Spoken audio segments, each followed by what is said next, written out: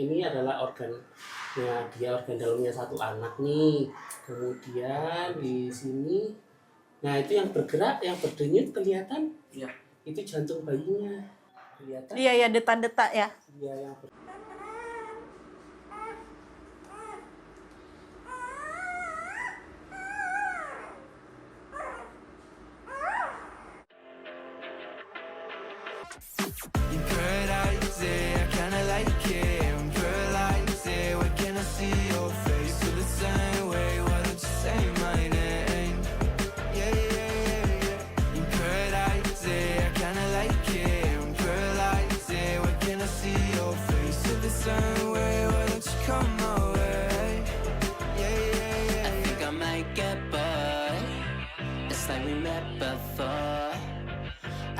get ignored, I don't exist.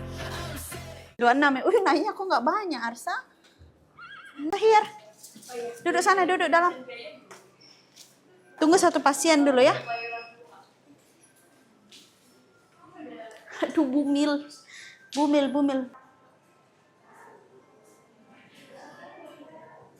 Kita nggak bisa berisik guys, karena kita lagi di klinik dokter cucu di Sunter.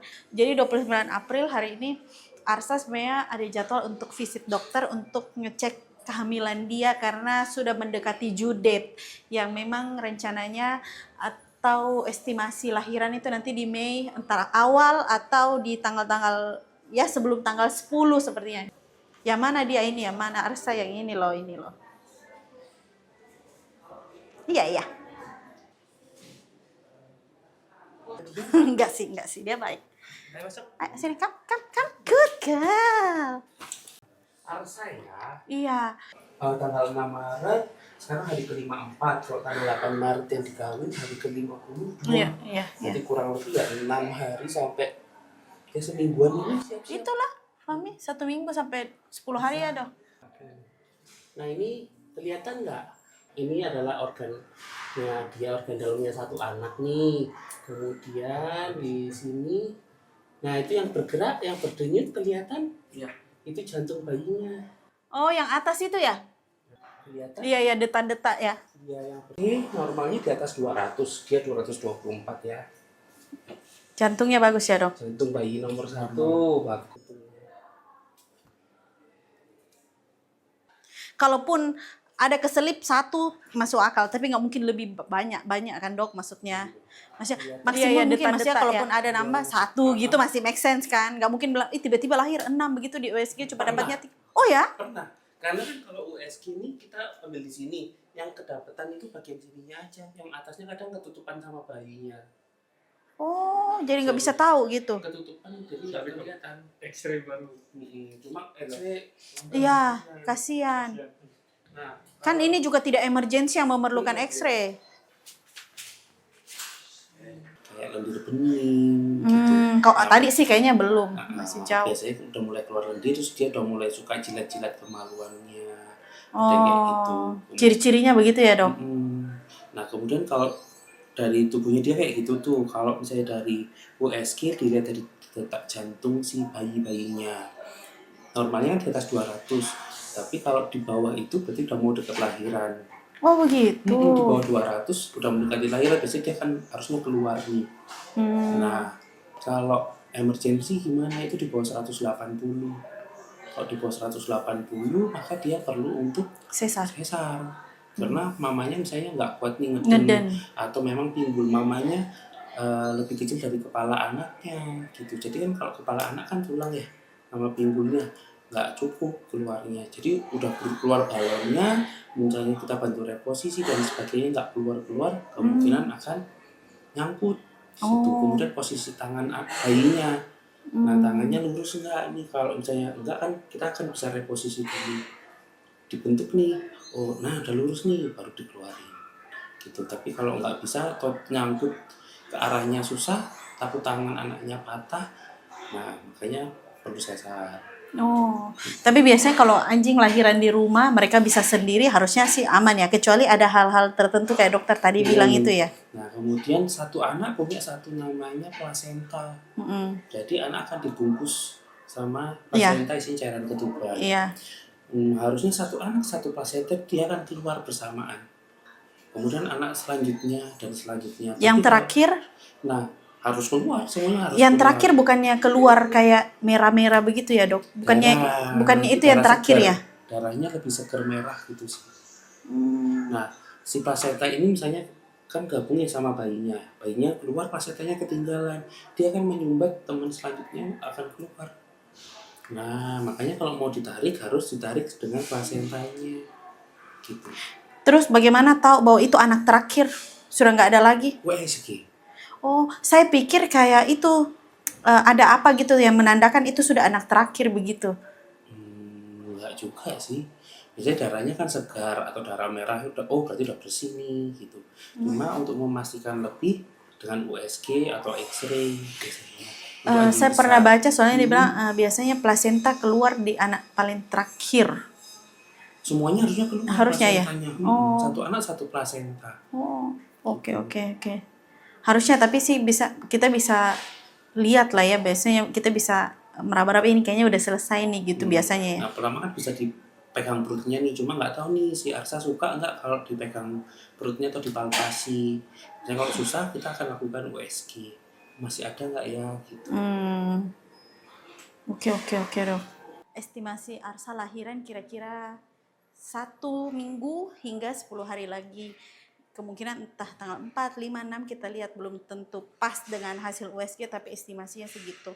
Dan yang kelihatan di USG ada 3 anaknya gede-gede katanya ya. Doain Arsa lancar, kita sudah excited kelahiran papis. Thank you semuanya, bye-bye.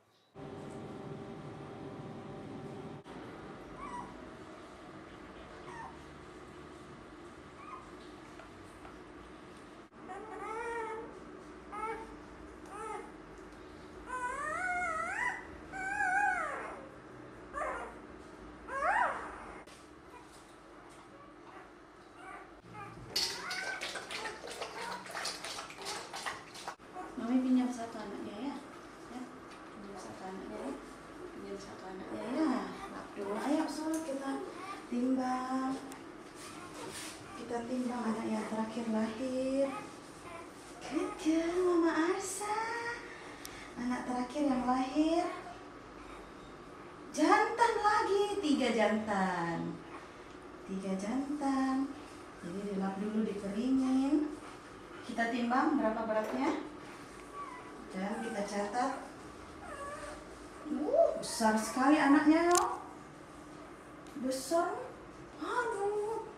Oke, kita timbang. 455 paling besar. Ini paling gede nih, ya. 455. Kita kasih kalung. 455 gram. Kita kasih kalung. Kita harus keringkan. Oke, sementara ini sudah denden, perutnya udah besar. Kita masukin inkubator dulu ya. Oke, kelihatan besar kan sama ini. Ini betina warna ungu.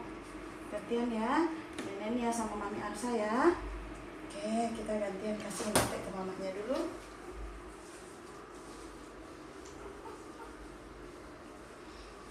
Arsa agak was-was, curiga sama orang baru, jadi kita harus slowly. Good girl. Oke guys, jadi Arsa hari ini tanggal 8 Mei 2025 lahir liter A dari Yama dan Arsa. Terpantau sekarang jam berapa ya? Jam 8.23 pagi, anak 4 lahir, 3 jantan, 1 betina. Kita tunggu dulu, sepertinya sih 4 saja. Saya soalnya tadi tidak terlalu perhatikan apakah plasenta semua sudah keluar apa enggak, tapi feeling saya sepertinya sudah selesai. So we'll see. Sekarang sih 3 jantan, 1 betina. Tadi start lahiran itu kita nggak ada yang tahu, karena Arsa kemarin malam saya cek suhu badannya masih normal. Jadi pikiran saya mungkin belum lahiran kali ya, hari ini mungkin besok gitu. Ternyata tadi subuh jam 5 anjing belakang pada gonggong semua. Setelah dicek sudah lahir 2. Jadi 2 langsung saya bawa Arsa ke kamar breeding. Anak ketiga dan keempat lahir di kamar breeding. Jamnya saya catat. Anak ketiga itu lahir di jam 6.09. Anak keempat lahir di jam 7.12. Anak pertama kedua saya nggak tahu karena lahirnya dalam kandang. Tapi mungkin estimasi di setengah 5 atau jam 4 mereka dia udah mulai lahiran.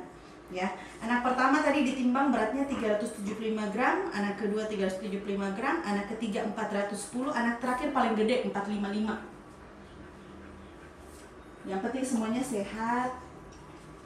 Kita tunggu dulu lihat Arsa masih agak sensitif ya, mungkin karena belum selesai. Tadi belum selesai lahiran, jadi kalau dipegang area perutnya dia masih kayak nggak mau begitu, kayak mau cubit-cubit tapi gak gigit guys. Ini saya biarin dia nyusuin anaknya dua-dua gantian ya.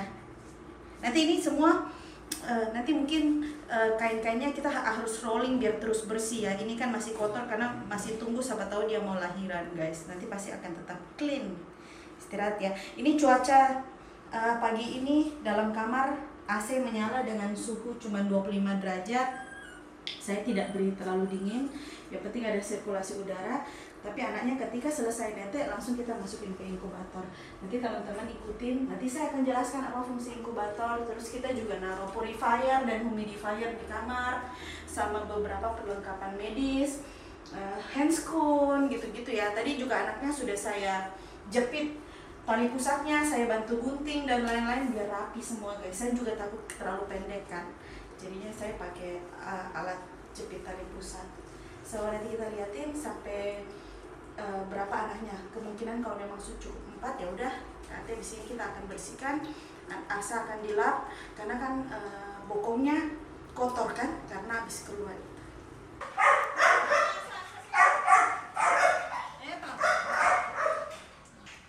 Hey.